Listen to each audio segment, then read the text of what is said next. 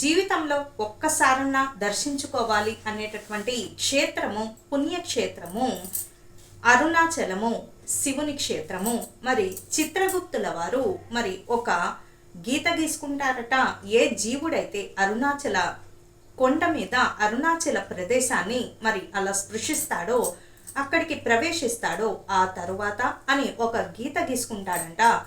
మరి అరుణాచల ప్రదేశాన్ని దర్శించినంత మాత్రానే ఈశ్వరుడు అంత పవిత్రంగా, అంత ముఖ్యంగా భావన కలిగించేలాగా చేస్తాడు. అంత పవిత్రమైనది, శక్తివంతమైనది, మోక్షదాయకమైనది అరుణాచల గిరి ప్రదక్షిణ ఉంటుంది.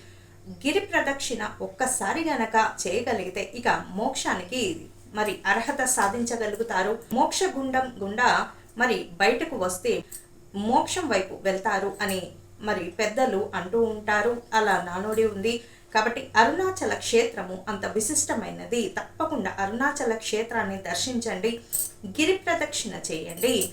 గిరి ప్రదక్షిణ చేసి అలా మరి వస్తే మోక్షానికి కారణం, మోక్షానికి హేతువు అంటే హితంగా ఉంటుంది. అంటే మంచిగా మన జీవితము, మోక్షము అన్నీ కూడా సాధిస్తాము.